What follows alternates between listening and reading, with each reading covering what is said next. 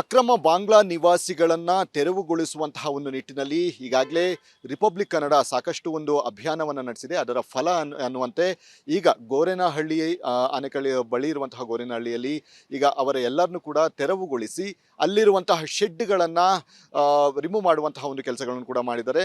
ಈಗ ನಮ್ಮ ಜೊತೆ ಬಜರಂಗ ದಳ ಮುಖಂಡರಾದಂತಹ ಗೋವರ್ಧನ್ ಅವರು ಕೂಡ ಇದ್ದಾರೆ. ಸರಿ, ಈ ರೀತಿ ಒಂದು ಕಾರ್ಯಾಚರಣೆ ಕೂಡ ನಡೀತು, ನಿರಂತರವಾಗಿ ಪ್ರಸಾರ ಕೂಡ ಆಯಿತು. ಅದರ ಎಫೆಕ್ಟ್ ಅನ್ನುವಂತಹ ಈಗ ಅದನ್ನು ತೆರವುಗೊಳಿಸುವಂತಹ ಒಂದು ಪ್ರಕ್ರಿಯೆಗಳು ಕೂಡ ನಡೀತಾ ಇದೆ. ಅಂದರೆ ಈ ರೀತಿಯಾದಂತಹ ಅಕ್ರಮ ನಿವಾಸಿಗಳು ನಗರದ ಎಲ್ಲ ಕಡೆ ಇದ್ದಾರೆ. ಏನು ಹೇಳ್ತೀರಿ ಇದ್ರ ಬಗ್ಗೆ? ಖಂಡಿತವಾಗ್ಲೂ ಇವತ್ತು ಏನು ಆನೇಕಲ್ನ ಒಂದು ತಾಲೂಕು ಆಡಳಿತ ಆಗಿರ್ಬೋದು ಅಥವಾ ಸುರಗಜಕ್ಕನಹಳ್ಳಿ ಪಂಚಾಯಿತಿ ಆಡಳಿತದವರು ಅತ್ಯಂತ ಶೀಘ್ರವಾಗಿ ಕಾರ್ಯಪ್ರವೃತ್ತರಾಗಿ ನಾವೆಲ್ಲ ಏನೋ ಬಜರಂಗ ದಳ ಹಾಗೆ ಆರ್ ಕನ್ನಡ ವಾಹಿನಿಯ ಜಂಟಿ ಕಾರ್ಯಾಚರಣೆಯನ್ನು ನೋಡಿ ಕೂಡಲೇ ತೆರವುಗೊಳಿಸ್ತಕ್ಕಂಥ ಕೆಲಸವನ್ನು ಮಾಡಿದ್ದಾರೆ. ಮೊದಲಿಗೆ ಅವರಿಗೆ ಅಭಿನಂದನೆಗಳನ್ನು ಧನ್ಯವಾದಗಳನ್ನು ಸಲ್ಲಿಸಲಿಕ್ಕೆ ಬಯಸ್ತೇನೆ. ಅದೇ ರೀತಿಯಾಗಿ ಇವತ್ತೇನು ಮಾಧ್ಯಮಗಳವರು ಎಚ್ಚರಿಸಿದ ಮೇಲೆ ಮತ್ತು ಸಂಘಟನೆಗಳವರು ಎಚ್ಚರಿಸಿದ ಮೇಲೆ ಈ ಪೊಲೀಸ್ ಇಲಾಖೆ ಆಗಲಿ ಅಥವಾ ಆಡಳಿತಗಳಾಗಲಿ ಅಥವಾ ಸ್ಥಳೀಯ ಆಡಳಿತಗಳು, ಜಿಲ್ಲಾ ಆಡಳಿತಗಳು, ತಾಲೂಕು ಆಡಳಿತಗಳು ಆಮೇಲೆ ಎಚ್ಚರಿಕೆಗೊಂಡು ಆಮೇಲೆ ಕಾರ್ಯಪ್ರವೃತ್ತರಾಗಿ ಕೆಲಸ ಮಾಡೋದಲ್ಲ. ಅವರೇ ಮುಂಚಿತವಾಗಿ ಗುರುತಿಸಬೇಕು. ನಮ್ಮ ಗ್ರಾಮಗಳಲ್ಲಿ ಎಲ್ಲೆಲ್ಲಿ ಅಕ್ರಮ ಬಾಂಗ್ಲಾದೇಶಿಗಳಿದ್ದಾರೆ ಅವರನ್ನು ಅವರೇ ಗುರುತಿಸಿ ತೆರವುಗೊಳಿಸ್ತಕ್ಕಂಥ ಕೆಲಸವನ್ನು ಮಾಡಬೇಕು. ಯಾಕೆ ಅವ್ರಿಗೆ ದೇಶದ ಮೇಲೆ ಜವಾಬ್ದಾರಿ ಇಲ್ವಾ? ಕೇವಲ ಆರ್ ಕನ್ನಡದವ್ರು ಮಾತ್ರ ಈ ದೇಶದ ರಕ್ಷಣೆಯ ಜವಾಬ್ದಾರಿ ತೊಗೊಂಡಿದ್ದಾರಾ? ಅಥವಾ ಕೇವಲ ಬಜರಂಗ ದಳದವ್ರು ಮಾತ್ರ ದೇಶದ ರಕ್ಷಣೆಯ ಜವಾಬ್ದಾರಿ ತೊಗೊಂಡಿದ್ದಾರಾ? ಅಥವಾ ಇನ್ಯಾವುದೋ ಸಂಘಟನೆಗಳು ಮಾತ್ರ ಇವತ್ತು ಈ ದೇಶದ ರಕ್ಷಣೆಗೋಸ್ಕರ ಕೆಲಸ ಮಾಡಬೇಕಾ? ಪ್ರತಿಯೊಬ್ಬ ನಾಗರಿಕನಿಗೂ ಈ ದೇಶವನ್ನು ರಕ್ಷಣೆ ಮಾಡ್ತಕ್ಕಂಥ ಒಂದು ಮಾನಸಿಕತೆ ಇರಬೇಕು. ಆಗ ಮಾತ್ರ ಈ ದೇಶ ಉಳಿಲಿಕ್ಕೆ ಸಾಧ್ಯ ಅಂತೇಳಿ ನಾವಿವತ್ತು ಹೇಳ್ತಾ ಇದ್ದೀವಿ.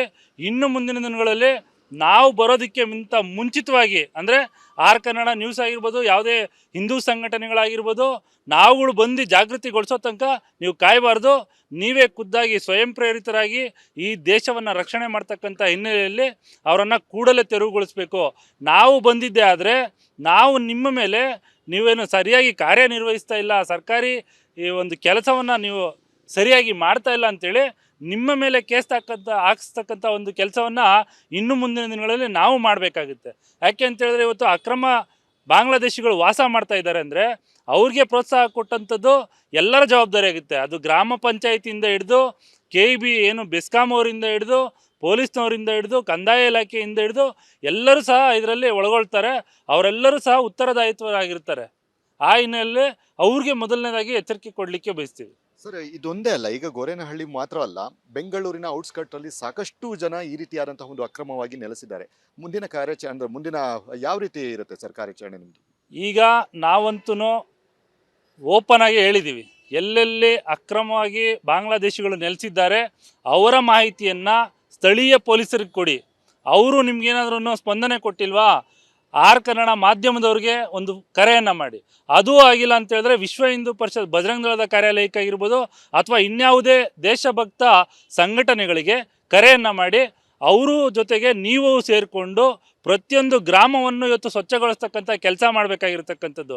ಏನು ಸರ್ವ ಜನಾಂಗದ ಶಾಂತಿಯ ತೋಟ ಅಂಥೇಳಿ ಈ ತೋಟದಲ್ಲಿ ಮುಳ್ಳು ಗಿಡಗಳು, ವಿಷ ಜಂತುಗಳು ಬಂದಂಥ ಸಂದರ್ಭದಲ್ಲಿ ಅದನ್ನು ಸ್ವಚ್ಛಗೊಳಿಸ್ತಕ್ಕಂಥ ಜವಾಬ್ದಾರಿ ಸಹ ನಮ್ಮ ಮೇಲೆ ಇರತಕ್ಕಂಥದ್ದು. ಅದನ್ನು ನಾವೆಲ್ಲರೂ ಸಹ ಮಾಡಬೇಕು. ಇನ್ನು ಮುಂದಿನ ದಿನಗಳಲ್ಲಿ ನಾವು ಪ್ರತಿಯೊಬ್ಬರು ನಮ್ಮ ಗ್ರಾಮಗಳನ್ನು ಮೊದಲನೇದಾಗಿ ಈ ರೀತಿ ತೆರವುಗೊಳಿಸ್ತಕ್ಕಂಥ ಕಾರ್ಯಾಚರಣೆಗೆ ನಾವೆಲ್ಲರೂ ಸಹ ಪಣವನ್ನು ತೊಡಬೇಕು. ಆಗ ಮಾತ್ರ ಸಂಪೂರ್ಣವಾಗಿ ಏನಿವತ್ತು ಪ್ರತಿಯೊಂದು ಗ್ರಾಮಗಳಲ್ಲೂ ಇವತ್ತು ಬಾಂಗ್ಲಾದೇಶಿಗಳು ತಲುಪಿರ್ತಕ್ಕಂಥದ್ದು. ನೀವು ಯಾವುದೇ ಕುಗ್ರಾಮಕ್ಕೆ ಹೋಗಿ ಅಲ್ಲೂ ಸಹ ಇವತ್ತು ಗುಜ್ರಿ ಆಯುವಂಥದ್ದಾಗಿರ್ಬೋದು ಅಥವಾ ಕಸ ತೆಗಿತಕ್ಕಂಥದ್ದಾಗಿರ್ಬೋದು ಅಥವಾ ಏನು ನೇಕಾರಿಕೆ ಮಾಡ್ತಕ್ಕಂಥದ್ದಾಗಿದ್ದು ಶೇವಿಂಗ್ ಶಾಪ್ಗಳಲ್ಲಿ ಕೆಲಸ ಮಾಡ್ತಕ್ಕಂಥದ್ದಾಗಿರ್ಬೋದು, ಈ ರೀತಿ ಏನು ಪ್ರತಿಯೊಂದು ಕ್ಷೇತ್ರದಲ್ಲೂ ಇವತ್ತು ಬಾಂಗ್ಲಾ ನುಸುಳುಕೋರರು ಕೆಲಸವನ್ನು ಮಾಡ್ತಾ ಇರ್ತಕ್ಕಂಥದ್ದು ನಾವೆಲ್ಲರೂ ಸಹ ಗಮನಿಸಿರ್ತಕ್ಕಂಥದ್ದು.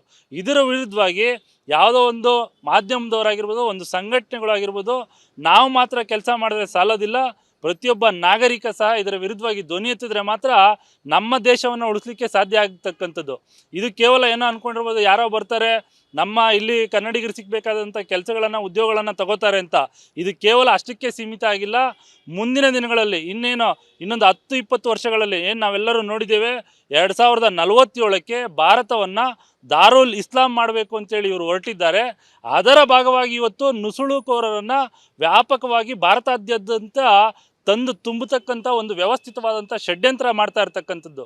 ಇದರ ವಿರುದ್ಧವಾಗಿ ನಾವೆಲ್ಲರೂ ಹೋರಾಟ ಮಾಡಿಲ್ಲ ಅಂತ ಹೇಳಿದ್ರೆ ಭಾರತ ಹಿಂದೂ ರಾಷ್ಟ್ರ ಅಲ್ಲ ಅಥವಾ ಪ್ರಜಾಪ್ರಭುತ್ವ ರಾಷ್ಟ್ರ ಅಲ್ಲ, ಯಾವುದೂ ಆಗದೆ ಒಂದು ಇಸ್ಲಾಮಿಕ್ ರಾಷ್ಟ್ರ ಆಗ್ತಕ್ಕಂಥ ದಿನಗಳು ದೂರ ಇಲ್ಲ ಅಂತೇಳಿ ನಾವೆಲ್ಲರೂ ಜಾಗೃತರಾಗಬೇಕಾಗಿರ್ತಕ್ಕಂಥದ್ದು.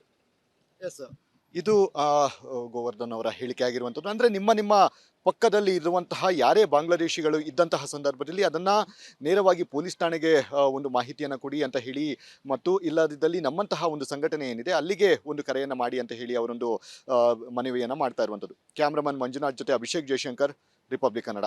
ಅಕ್ರಮ ಬಾಂಗ್ಲಾ ನಿವಾಸಿಗಳನ್ನು ತೆರವುಗೊಳಿಸುವಂತಹ ಒಂದು ನಿಟ್ಟಿನಲ್ಲಿ ಈಗಾಗಲೇ ರಿಪಬ್ಲಿಕ್ ಕನ್ನಡ ಸಾಕಷ್ಟು ಒಂದು ಅಭಿಯಾನವನ್ನು ನಡೆಸಿದೆ. ಅದರ ಫಲ ಅನ್ನುವಂತೆ ಈಗ ಗೋರೇನಹಳ್ಳಿ ಆನೆಕಳ್ಳಿ ಬಳಿ ಇರುವಂತಹ ಗೋರೇನಹಳ್ಳಿಯಲ್ಲಿ ಈಗ ಅವರ ಎಲ್ಲರನ್ನೂ ಕೂಡ ತೆರವುಗೊಳಿಸಿ ಅಲ್ಲಿರುವಂತಹ ಶೆಡ್ಗಳನ್ನು ರಿಮೂವ್ ಮಾಡುವಂತಹ ಒಂದು ಕೆಲಸಗಳನ್ನು ಕೂಡ ಮಾಡಿದ್ದಾರೆ. ಈಗ ನಮ್ಮ ಜೊತೆ ಬಜರಂಗ ದಳ ಮುಖಂಡರಾದಂತಹ ಗೋವರ್ಧನ್ ಅವರು ಕೂಡ ಇದ್ದಾರೆ. ಸರಿ, ಈ ರೀತಿ ಒಂದು ಕಾರ್ಯಾಚರಣೆ ಕೂಡ ನಡೀತು, ನಿರಂತರವಾಗಿ ಪ್ರಸಾರ ಕೂಡ ಆಯಿತು. ಅದರ ಎಫೆಕ್ಟ್ ಅನ್ನುವಂತಹ ಈಗ ಅದನ್ನು ತೆರವುಗೊಳಿಸುವಂತಹ ಒಂದು ಪ್ರಕ್ರಿಯೆಗಳು ಕೂಡ ನಡೀತಾ ಇದೆ. ಅಂದರೆ ಈ ರೀತಿಯಾದಂತಹ ಅಕ್ರಮ ನಿವಾಸಿಗಳು ನಗರದ ಎಲ್ಲ ಕಡೆ ಇದ್ದಾರೆ. ಏನು ಹೇಳ್ತೀರಿ ಇದ್ರ ಬಗ್ಗೆ? ಖಂಡಿತವಾಗ್ಲೂ ಇವತ್ತು ಏನು ಆನೇಕಲ್ನ ಒಂದು ತಾಲೂಕು ಆಡಳಿತ ಆಗಿರ್ಬೋದು ಅಥವಾ ಸುರಗಜಕ್ಕನಹಳ್ಳಿ ಪಂಚಾಯಿತಿ ಆಡಳಿತದವರು ಅತ್ಯಂತ ಶೀಘ್ರವಾಗಿ ಕಾರ್ಯಪ್ರವೃತ್ತರಾಗಿ ನಾವೆಲ್ಲ ಏನೋ ಬಜರಂಗ ದಳ ಹಾಗೆ ಆರ್ ಕನ್ನಡ ವಾಹಿನಿಯ ಜಂಟಿ ಕಾರ್ಯಾಚರಣೆಯನ್ನು ನೋಡಿ ಕೂಡಲೇ ತೆರವುಗೊಳಿಸ್ತಕ್ಕಂಥ ಕೆಲಸವನ್ನು ಮಾಡಿದ್ದಾರೆ. ಮೊದಲಿಗೆ ಅವರಿಗೆ ಅಭಿನಂದನೆಗಳನ್ನು ಧನ್ಯವಾದಗಳನ್ನು ಸಲ್ಲಿಸಲಿಕ್ಕೆ ಬಯಸ್ತೇನೆ. ಅದೇ ರೀತಿಯಾಗಿ ಇವತ್ತೇನು ಮಾಧ್ಯಮಗಳವರು ಎಚ್ಚರಿಸಿದ ಮೇಲೆ ಮತ್ತು ಸಂಘಟನೆಗಳವರು ಎಚ್ಚರಿಸಿದ ಮೇಲೆ ಈ ಪೊಲೀಸ್ ಇಲಾಖೆ ಆಗಲಿ ಅಥವಾ ಆಡಳಿತಗಳಾಗಲಿ ಅಥವಾ ಸ್ಥಳೀಯ ಆಡಳಿತಗಳು, ಜಿಲ್ಲಾ ಆಡಳಿತಗಳು, ತಾಲೂಕು ಆಡಳಿತಗಳು ಆಮೇಲೆ ಎಚ್ಚರಿಕೆಗೊಂಡು ಆಮೇಲೆ ಕಾರ್ಯಪ್ರವೃತ್ತರಾಗಿ ಕೆಲಸ ಮಾಡೋದಲ್ಲ. ಅವರೇ ಮುಂಚಿತವಾಗಿ ಗುರುತಿಸಬೇಕು. ನಮ್ಮ ಗ್ರಾಮಗಳಲ್ಲಿ ಎಲ್ಲೆಲ್ಲಿ ಅಕ್ರಮ ಬಾಂಗ್ಲಾದೇಶಿಗಳಿದ್ದಾರೆ ಅವರನ್ನು ಅವರೇ ಗುರುತಿಸಿ ತೆರವುಗೊಳಿಸ್ತಕ್ಕಂಥ ಕೆಲಸವನ್ನು ಮಾಡಬೇಕು. ಯಾಕೆ ಅವ್ರಿಗೆ ದೇಶದ ಮೇಲೆ ಜವಾಬ್ದಾರಿ ಇಲ್ವಾ? ಕೇವಲ ಆರ್ ಕನ್ನಡದವ್ರು ಮಾತ್ರ ಈ ದೇಶದ ರಕ್ಷಣೆಯ ಜವಾಬ್ದಾರಿ ತೊಗೊಂಡಿದ್ದಾರಾ? ಅಥವಾ ಕೇವಲ ಬಜರಂಗ ದಳದವ್ರು ಮಾತ್ರ ದೇಶದ ರಕ್ಷಣೆಯ ಜವಾಬ್ದಾರಿ ತೊಗೊಂಡಿದ್ದಾರಾ? ಅಥವಾ ಇನ್ಯಾವುದೋ ಸಂಘಟನೆಗಳು ಮಾತ್ರ ಇವತ್ತು ಈ ದೇಶದ ರಕ್ಷಣೆಗೋಸ್ಕರ ಕೆಲಸ ಮಾಡಬೇಕಾ? ಪ್ರತಿಯೊಬ್ಬ ನಾಗರಿಕನಿಗೂ ಈ ದೇಶವನ್ನು ರಕ್ಷಣೆ ಮಾಡ್ತಕ್ಕಂಥ ಒಂದು ಮಾನಸಿಕತೆ ಇರಬೇಕು. ಆಗ ಮಾತ್ರ ಈ ದೇಶ ಉಳಿಲಿಕ್ಕೆ ಸಾಧ್ಯ ಅಂತೇಳಿ ನಾವಿವತ್ತು ಹೇಳ್ತಾ ಇದ್ದೀವಿ. ಇನ್ನು ಮುಂದಿನ ದಿನಗಳಲ್ಲಿ ನಾವು ಬರೋದಕ್ಕೆ ಮುಂಚಿತವಾಗಿ ಅಂದರೆ ಆರ್ ಕನ್ನಡ ನ್ಯೂಸ್ ಆಗಿರ್ಬೋದು, ಯಾವುದೇ ಹಿಂದೂ ಸಂಘಟನೆಗಳಾಗಿರ್ಬೋದು, ನಾವುಗಳು ಬಂದು ಜಾಗೃತಿಗೊಳಿಸೋ ತನಕ ನೀವು ಕಾಯಬಾರ್ದು. ನೀವೇ ಖುದ್ದಾಗಿ ಸ್ವಯಂ ಪ್ರೇರಿತರಾಗಿ ಈ ದೇಶವನ್ನು ರಕ್ಷಣೆ ಮಾಡ್ತಕ್ಕಂಥ ಹಿನ್ನೆಲೆಯಲ್ಲಿ ಅವರನ್ನು ಕೂಡಲೇ ತೆರವುಗೊಳಿಸಬೇಕು. ನಾವು ಬಂದಿದ್ದೇ ಆದರೆ ನಾವು ನಿಮ್ಮ ಮೇಲೆ ನೀವೇನು ಸರಿಯಾಗಿ ಕಾರ್ಯನಿರ್ವಹಿಸ್ತಾ ಇಲ್ಲ, ಸರ್ಕಾರಿ ಈ ಒಂದು ಕೆಲಸವನ್ನು ನೀವು ಸರಿಯಾಗಿ ಮಾಡ್ತಾ ಇಲ್ಲ ಅಂತೇಳಿ ನಿಮ್ಮ ಮೇಲೆ ಕೇಸ್ ಹಾಕಿಸ್ತಕ್ಕಂಥ ಒಂದು ಕೆಲಸವನ್ನು ಇನ್ನು ಮುಂದಿನ ದಿನಗಳಲ್ಲಿ ನಾವು ಮಾಡಬೇಕಾಗುತ್ತೆ. ಯಾಕೆ ಅಂತೇಳಿದ್ರೆ ಇವತ್ತು ಅಕ್ರಮ ಬಾಂಗ್ಲಾದೇಶಿಗಳು ವಾಸ ಮಾಡ್ತಾ ಇದ್ದಾರೆ ಅಂದರೆ ಅವ್ರಿಗೆ ಪ್ರೋತ್ಸಾಹ ಕೊಟ್ಟಂಥದ್ದು ಎಲ್ಲರ ಜವಾಬ್ದಾರಿ ಆಗುತ್ತೆ. ಅದು ಗ್ರಾಮ ಪಂಚಾಯಿತಿಯಿಂದ ಹಿಡಿದು KEB ಏನು ಬೆಸ್ಕಾಂ ಅವರಿಂದ ಹಿಡಿದು ಪೊಲೀಸ್ನವರಿಂದ ಹಿಡಿದು ಕಂದಾಯ ಇಲಾಖೆಯಿಂದ ಹಿಡಿದು ಎಲ್ಲರೂ ಸಹ ಇದರಲ್ಲಿ ಒಳಗೊಳ್ತಾರೆ. ಅವರೆಲ್ಲರೂ ಸಹ ಉತ್ತರದಾಯಿತ್ವರಾಗಿರ್ತಾರೆ. ಆ ಹಿನ್ನೆಲೆಯಲ್ಲಿ ಅವ್ರಿಗೆ ಮೊದಲನೇದಾಗಿ ಎಚ್ಚರಿಕೆ ಕೊಡಲಿಕ್ಕೆ ಬಯಸ್ತೀವಿ. ಸರ್, ಇದೊಂದೇ ಅಲ್ಲ, ಈಗ ಗೋರೇನಹಳ್ಳಿ ಮಾತ್ರ ಅಲ್ಲ, ಬೆಂಗಳೂರಿನ ಔಟ್ಸ್ಕರ್ಟಲ್ಲಿ ಸಾಕಷ್ಟು ಜನ ಈ ರೀತಿಯಾದಂತಹ ಒಂದು ಅಕ್ರಮವಾಗಿ ನೆಲೆಸಿದ್ದಾರೆ. ಮುಂದಿನ ಕಾರ್ಯಾಚರಣೆ ಅಂದರೆ ಮುಂದಿನ ಯಾವ ರೀತಿ ಇರುತ್ತೆ ಸರ್ ಕಾರ್ಯಾಚರಣೆ ನಿಮ್ಮದು? ಈಗ ನಾವಂತೂ ಓಪನ್ ಆಗಿ ಹೇಳಿದ್ದೀವಿ, ಎಲ್ಲೆಲ್ಲಿ ಅಕ್ರಮವಾಗಿ ಬಾಂಗ್ಲಾದೇಶಿಗಳು ನೆಲೆಸಿದ್ದಾರೆ ಅವರ ಮಾಹಿತಿಯನ್ನು ಸ್ಥಳೀಯ ಪೊಲೀಸರಿಗೆ ಕೊಡಿ. ಅವರು ನಿಮ್ಗೇನಾದ್ರೂ ಸ್ಪಂದನೆ ಕೊಟ್ಟಿಲ್ವಾ, ಆರ್ ಕನ್ನಡ ಮಾಧ್ಯಮದವ್ರಿಗೆ ಒಂದು ಕರೆಯನ್ನು ಮಾಡಿ. ಅದೂ ಆಗಿಲ್ಲ ಅಂತ ಹೇಳಿದ್ರೆ ವಿಶ್ವ ಹಿಂದೂ ಪರಿಷತ್ ಬಜರಂಗ ದಳದ ಕಾರ್ಯಾಲಯಕ್ಕಾಗಿರ್ಬೋದು ಅಥವಾ ಇನ್ಯಾವುದೇ ದೇಶಭಕ್ತ ಸಂಘಟನೆಗಳಿಗೆ ಕರೆಯನ್ನು ಮಾಡಿ ಅವರು ಜೊತೆಗೆ ನೀವು ಸೇರಿಕೊಂಡು ಪ್ರತಿಯೊಂದು ಗ್ರಾಮವನ್ನು ಇವತ್ತು ಸ್ವಚ್ಛಗೊಳಿಸ್ತಕ್ಕಂಥ ಕೆಲಸ ಮಾಡಬೇಕಾಗಿರ್ತಕ್ಕಂಥದ್ದು. ಏನು ಸರ್ವ ಜನಾಂಗದ ಶಾಂತಿಯ ತೋಟ ಅಂತೇಳಿ ಈ ತೋಟದಲ್ಲಿ ಮುಳ್ಳು ಗಿಡಗಳು, ವಿಷ ಜಂತುಗಳು ಬಂದಂಥ ಸಂದರ್ಭದಲ್ಲಿ ಅದನ್ನು ಸ್ವಚ್ಛಗೊಳಿಸ್ತಕ್ಕಂಥ ಜವಾಬ್ದಾರಿ ಸಹ ನಮ್ಮ ಮೇಲೆ ಇರತಕ್ಕಂಥದ್ದು. ಅದನ್ನು ನಾವೆಲ್ಲರೂ ಸಹ ಮಾಡಬೇಕು. ಇನ್ನು ಮುಂದಿನ ದಿನಗಳಲ್ಲಿ ನಾವು ಪ್ರತಿಯೊಬ್ಬರು ನಮ್ಮ ಗ್ರಾಮಗಳನ್ನು ಮೊದಲನೇದಾಗಿ ಈ ರೀತಿ ತೆರವುಗೊಳಿಸ್ತಕ್ಕಂಥ ಕಾರ್ಯಾಚರಣೆಗೆ ನಾವೆಲ್ಲರೂ ಸಹ ಪಣವನ್ನು ತೊಡಬೇಕು.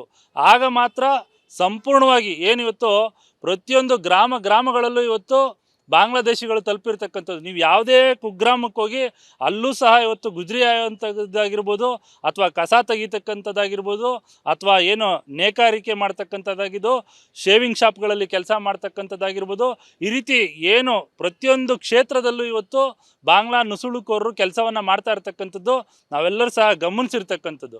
ಇದರ ವಿರುದ್ಧವಾಗಿ ಯಾವುದೋ ಒಂದು ಮಾಧ್ಯಮದವರಾಗಿರ್ಬೋದು, ಒಂದು ಸಂಘಟನೆಗಳಾಗಿರ್ಬೋದು, ನಾವು ಮಾತ್ರ ಕೆಲಸ ಮಾಡಿದ್ರೆ ಸಾಲೋದಿಲ್ಲ, ಪ್ರತಿಯೊಬ್ಬ ನಾಗರಿಕ ಸಹ ಇದರ ವಿರುದ್ಧವಾಗಿ ಧ್ವನಿ ಎತ್ತಿದ್ರೆ ಮಾತ್ರ ನಮ್ಮ ದೇಶವನ್ನು ಉಳಿಸ್ಲಿಕ್ಕೆ ಸಾಧ್ಯ ಆಗ್ತಕ್ಕಂಥದ್ದು. ಇದು ಕೇವಲ ಏನೋ ಅಂದ್ಕೊಂಡಿರ್ಬೋದು, ಯಾರೋ ಬರ್ತಾರೆ ನಮ್ಮ ಇಲ್ಲಿ ಕನ್ನಡಿಗರು ಸಿಗಬೇಕಾದಂಥ ಕೆಲಸಗಳನ್ನು ಉದ್ಯೋಗಗಳನ್ನು ತಗೋತಾರೆ ಅಂತ. ಇದು ಕೇವಲ ಅಷ್ಟಕ್ಕೆ ಸೀಮಿತ ಆಗಿಲ್ಲ. ಮುಂದಿನ ದಿನಗಳಲ್ಲಿ ಇನ್ನೊಂದು 10-20 ವರ್ಷಗಳಲ್ಲಿ ಏನು ನಾವೆಲ್ಲರೂ ನೋಡಿದ್ದೇವೆ, 2047ಕ್ಕೆ ಭಾರತವನ್ನು ದಾರುಲ್ ಇಸ್ಲಾಂ ಮಾಡಬೇಕು ಅಂತೇಳಿ ಇವರು ಹೊರಟಿದ್ದಾರೆ. ಅದರ ಭಾಗವಾಗಿ ಇವತ್ತು ನುಸುಳುಕೋರರನ್ನು ವ್ಯಾಪಕವಾಗಿ ಭಾರತಾದ್ಯಂತ ತಂದು ತುಂಬತಕ್ಕಂಥ ಒಂದು ವ್ಯವಸ್ಥಿತವಾದಂಥ ಷಡ್ಯಂತ್ರ ಮಾಡ್ತಾ ಇರ್ತಕ್ಕಂಥದ್ದು. ಇದರ ವಿರುದ್ಧವಾಗಿ ನಾವೆಲ್ಲರೂ ಹೋರಾಟ ಮಾಡಿಲ್ಲ ಅಂತ ಹೇಳಿದ್ರೆ ಭಾರತ ಹಿಂದೂ ರಾಷ್ಟ್ರ ಅಲ್ಲ, ಅಥವಾ ಪ್ರಜಾಪ್ರಭುತ್ವ ರಾಷ್ಟ್ರ ಅಲ್ಲ, ಯಾವುದೂ ಆಗದೆ ಒಂದು ಇಸ್ಲಾಮಿಕ್ ರಾಷ್ಟ್ರ ಆಗ್ತಕ್ಕಂಥ ದಿನಗಳು ದೂರ ಇಲ್ಲ ಅಂತೇಳಿ ನಾವೆಲ್ಲರೂ ಜಾಗೃತರಾಗಬೇಕಾಗಿರ್ತಕ್ಕಂಥದ್ದು. ಎಸ್, ಇದು ಗೋವರ್ಧನ್ ಅವರ ಹೇಳಿಕೆ ಆಗಿರುವಂಥದ್ದು. ಅಂದರೆ ನಿಮ್ಮ ಪಕ್ಕದಲ್ಲಿ ಇರುವಂತಹ ಯಾರೇ ಬಾಂಗ್ಲಾದೇಶಿಗಳು ಇದ್ದಂತಹ ಸಂದರ್ಭದಲ್ಲಿ ಅದನ್ನು ನೇರವಾಗಿ ಪೊಲೀಸ್ ಠಾಣೆಗೆ ಒಂದು ಮಾಹಿತಿಯನ್ನು ಕೊಡಿ ಅಂತ ಹೇಳಿ, ಮತ್ತು ಇಲ್ಲದಿದ್ದಲ್ಲಿ ನಮ್ಮಂತಹ ಒಂದು ಸಂಘಟನೆ ಏನಿದೆ ಅಲ್ಲಿಗೆ ಒಂದು ಕರೆಯನ್ನು ಮಾಡಿ ಅಂತ ಹೇಳಿ ಅವರೊಂದು ಮನವಿಯನ್ನು ಮಾಡ್ತಾ ಇರುವಂಥದ್ದು. ಕ್ಯಾಮ್ರಾಮನ್ ಮಂಜುನಾಥ್ ಜೊತೆ ಅಭಿಷೇಕ್ ಜಯಶಂಕರ್, ರಿಪಬ್ಲಿಕ್ ಕನ್ನಡ.